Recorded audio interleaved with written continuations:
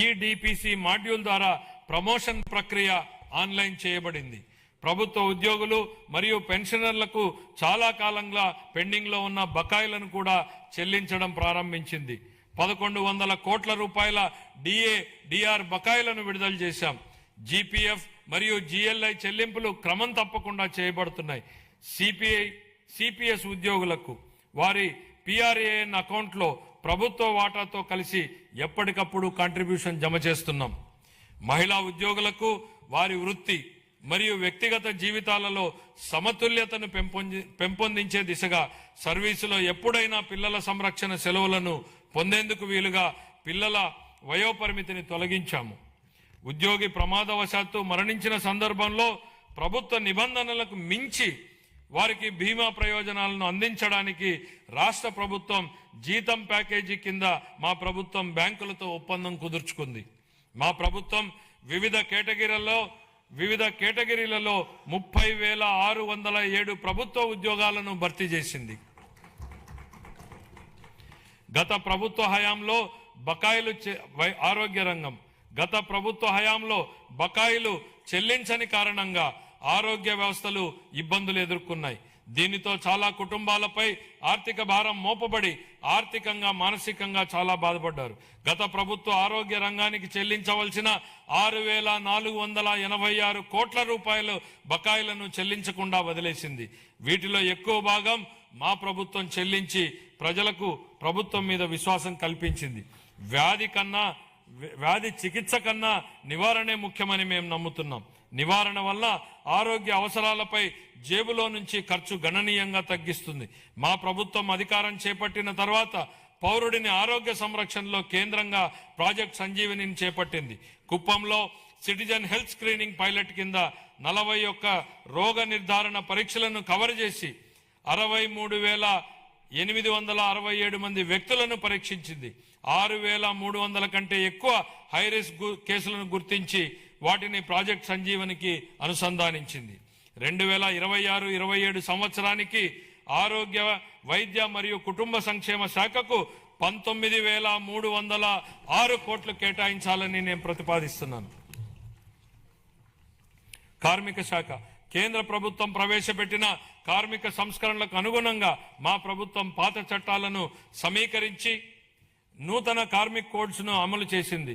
కార్మికుల సంక్షేమాన్ని మరింత బలోపేతం చేయడానికి కొత్త ఈఎస్ఐ వైద్య సేవా సదుపాయాలను ప్రారంభిస్తున్నాం. విజయనగరం, గుంటూరు, నెల్లూరు జిల్లాల్లో 100 పడకల ఆసుపత్రులు, కర్నూలు, శ్రీ సిటీ, అచ్యుతాపురం, శ్రీకాకుళం ప్రాంతాల్లో 30 పడకల ఆసుపత్రులు ఏర్పాటు చేయబడుతున్నాయి. తిరుపతి ఈఎస్ఐ ఆసుపత్రిని 50 పడకల నుంచి 100 పడకలకు విస్తరించడం ద్వారా రాయలసీమ ప్రాంతంలో ద్వితీయ శ్రేణి వైద్యుల సేవల అందుబాటు గణనీయంగా మెరుగుపడింది. 26-27 ఆర్థిక సంవత్సరానికి కార్మిక శాఖకు 735 కోట్లను కేటాయించాలని నేను ప్రతిపాదిస్తున్నాను. గృహ నిర్మాణం 2019-24 మధ్యకాలంలో గృహ నిర్మాణ పథకాల కోసం కేటాయించిన 3,300 కోట్లను ఇతర ప్రయోజనాలకు మళ్లించారు. జూన్ 24 నుండి ఆ నిధులను గృహ నిర్మాణానికి వినియోగించి 3 లక్షల ఇళ్ల నిర్మాణాన్ని పూర్తి చేశాం. సుమారు 6 లక్షల లబ్ధిదారులపై ఆర్థిక భారం తగ్గించేందుకు ఎస్సీ, బీసీ వర్గాలకు అదనంగా 50,000, ఎస్టీలకు 75,000, పీవీటీజీలకు 1,00,000 రూపాయలు ఆర్థిక సహాయం అందిస్తున్నాం. వచ్చే సంవత్సరంలో మరో 6 లక్షల ఇళ్లను పూర్తి చేయాలని లక్ష్యంగా పెట్టుకున్నాం. అలాగే ప్రతి అర్హుడైన కుటుంబానికి PMAY గ్రామీణ పథకం కింద ఇళ్లను మంజూరు చేస్తాం. 26-27 ఆర్థిక సంవత్సరానికి గృహ నిర్మాణ శాఖకు 6,357 కోట్ల రూపాయల కేటాయింపును ప్రతిపాదిస్తున్నాను. ఎనర్జీ ఆధునిక అభివృద్ధికి ఎనర్జీ ప్రాణాధారం. ఎనర్జీ భద్రత అంటే ఆర్థిక భద్రత. వ్యవసాయం, పరిశ్రమలు, సేవా రంగం, విద్య, ఆరోగ్యం ప్రతి రంగం విశ్వసనీయమైన అందుబాటు ధరల్లో ఉన్న విద్యుత్పై ఆధారపడి ఉంటుంది. గత పాలనలో PPAలను అస్తవ్యస్తంగా రద్దు చేయడం వల్ల అధిక ధరల విద్యుత్ కొనుగోలు చేయాల్సి వచ్చింది. ట్రూ అప్ ఛార్జీల రూపంలో ప్రజలపై భారంగా మారింది. మా ప్రభుత్వం సరైన విద్యుత్ కొనుగోలు విధానాలు, స్వీయ ఉత్పత్తి పెంపు ద్వారా ఈ రంగాన్ని స్థిరీకరించింది. ఫలితంగా టారిఫ్ సవరణలు చేసి లబ్ధిని వినియోగదారులకు అందించగలిగాం. ప్రస్తుత సంవత్సరంలో వ్యవసాయ విద్యుత్ సబ్సిడీగా 11,000 కోట్లకు పైగా విడుదల చేసి 22.5 లక్షల మంది రైతులకు లబ్ధి చేకూర్చాం. అలాగే ఆక్వా టారిఫ్ సబ్సిడీగా 890 కోట్ల రూపాయలను విడుదల చేసి 48,500 మంది ఆక్వా వినియోగదారులకు మద్దతు ఇచ్చాం. బీపీఎల్ వృత్తిదారులకు సబ్సిడీ టారిఫ్లు కొనసాగిస్తున్నాం. సమగ్ర స్వచ్ఛ ఇంధన విధానం కింద 24 నుండి 2.88 లక్షల కోట్ల విలువైన 55 ప్రాజెక్టులను మంజూరు చేశాం. ఇందులో 15.5 గిగావాట్ల సౌరశక్తి, 4.86 వాయుశక్తి, 17.7 గిగావాట్ల పంపుడు స్టోరేజ్ ప్రాజెక్టులను, 1 MMATPA గ్రీన్ హైడ్రోజన్ వంటి ప్రాజెక్టులు ఉన్నాయి.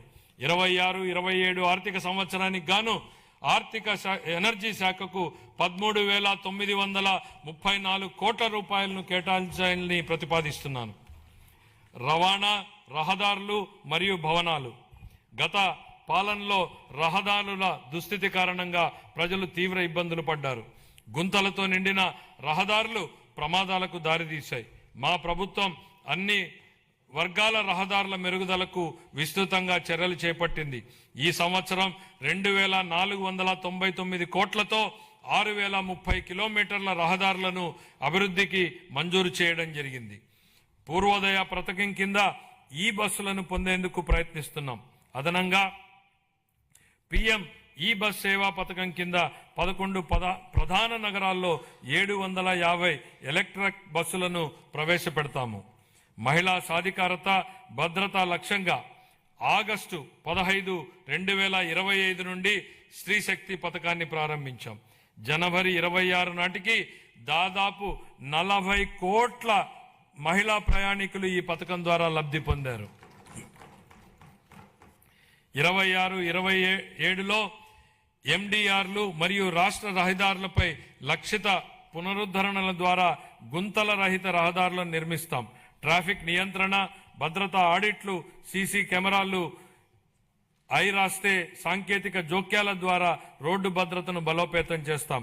రవాణా, రహదారులు మరియు భవనాల శాఖకు 9,856 కోట్ల రూపాయలను కేటాయించాలని ప్రతిపాదిస్తున్నాను.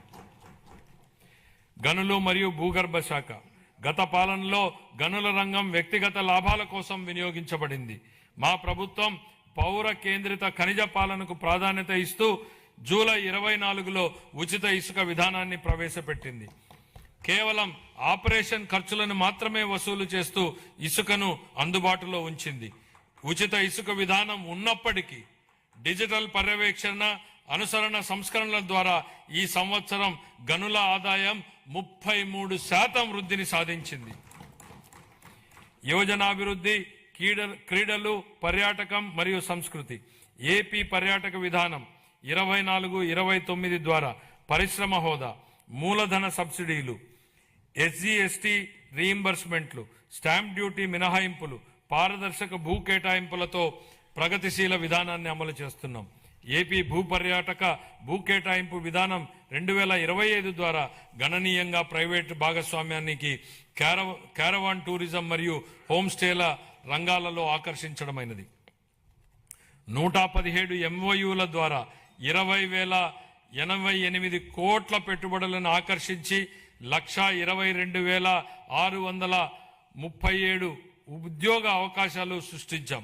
6,681 కోట్ల విలువైన ప్రాజెక్టులు అమల్లో ఉన్నాయి. రాష్ట్ర విభజన తర్వాత గరిష్టంగా 428 కోట్ల రూపాయల కేంద్ర పర్యాటక గ్రాంట్ లభించింది.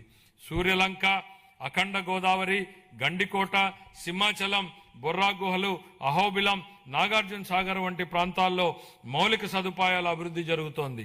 రాష్ట్రం 7 ప్రధాన కేంద్రాలు మరియు 25 పైగా థీమాటిక్ సర్క్యూట్లతో కూడిన బహుముఖ పర్యాటక గ్రిడ్ను అభివృద్ధి చేసింది. సంవత్సరానికి 60 పైగా ఉత్సవాల నిర్వహణ ద్వారా సాంస్కృతిక పర్యాటకాన్ని ఉత్తేజపరిచి ఆంధ్రప్రదేశ్ను భారతదేశంలో అభివృద్ధి చెందుతున్న అనుభవాల రాజధానిగా స్థాపిస్తోంది. తిరుపతిని ప్రపంచ స్థాయి పర్యాటక గమ్యస్థానంగా తీర్చిదిద్దేందుకు కేంద్ర ప్రభుత్వంతో సమన్వయంతో చేస్తూ మౌలిక సదుపాయాలను బలోపేతం చేస్తామని మీకు తెలియజేయడానికి సంతోషిస్తున్నాను. ఈ కార్యక్రమంలో భాగంగా ప్రపంచ స్థాయి పర్యాటక వసతులతో పాటు హోటళ్లతో పాటు వినోద ప్రదేశాలు ఏర్పాటు చేయడం జరుగుతుంది. గోదావరి పుష్కరాల సందర్భంగా యాత్రికులకు భద్రతతో కూడిన ఆధ్యాత్మిక అనుభవం కల్పించేందుకు సమగ్ర ఏర్పాట్లు చేస్తున్నాం. దీనికి ప్రారంభంగా 60 కోట్లను కేటాయించాలని ప్రతిపాదిస్తున్నాం. 26-27 ఆర్థిక సంవత్సరానికి గాను యోజనాభివృద్ధి, పర్యాటకం మరియు సంస్కృతి శాఖకు 439 కోట్ల రూపాయల కేటాయింపును ప్రతిపాదిస్తున్నాను. ఖాతాలు 24-25 ఆంధ్రప్రదేశ్ రాష్ట్రానికి సంబంధించి ఆర్థిక లెక్కలను కంట్రోలర్ అండ్ ఆడిటర్ జనరల్ పరిధిలోని అకౌంటెంట్ జనరల్ కార్యాలయం వారు ఖరారు చేసిన ప్రకారం 24-25 ఆర్థిక సంవత్సరానికి ఆదాయ లోటు 60,285 కోట్లు, ఆర్థిక లోటు 81,362గా నమోదయ్యాయి. ఇవి రాష్ట్ర స్థూల దేశీయోత్పత్తిలో GSDPలో వరుసగా 3.79% మరియు 5.11%గా ఉన్నాయి. సవరించిన అంచనాలు 25-26 ఆర్థిక సంవత్సరానికి సవరించిన అంచనాల ప్రకారం రెవెన్యూ వ్యయం 2,38,021 కోట్ల రూపాయలు కాగా మూలధన వ్యయం 39,498 కోట్ల రూపాయలు. రెవెన్యూ లోటు సుమారు 41,118 కోట్లు రూపాయలు కాగా ఇదే కాలానికి ద్రవ్య లోటు సుమారు 80,567 కోట్ల రూపాయలుగా ఉంది. ఇవి రాష్ట్ర స్థూల దేశీయోత్పత్తిలో వరుసగా 2.33% మరియు 4.57%గా ఉన్నాయి. బడ్జెట్ అంచనాలు 26-27 ఆర్థిక సంవత్సరానికి మొత్తం 3,32,205 కోట్ల రూపాయలను ప్రతిపాదిస్తున్నాను. అందులో ఆదాయ వ్యయం 2,56,143 కోట్ల రూపాయలు, మూలధన వ్యయం 53,915 కోట్లుగా అంచనా వేయబడింది. ఆదాయ లోటు సుమారు 22,002 కోట్లు కాగా ఆర్థిక లోటు సుమారు 75,868 కోట్లుగా ఉండవచ్చని అంచనా. ఇవి రాష్ట్ర స్థూల దేశీయోత్పత్తిలో వరుసగా 1.88 మరియు 3.84%గా ఉండనున్నాయి. ముగింపు. ఈరోజు మనం ఎంచుకున్న మార్గాలే రేపటి మన భవిష్యత్తును నిర్ణయిస్తాయి. ఈ స్ఫూర్తికి ఈ బడ్జెట్ అర్థం పడుతోంది.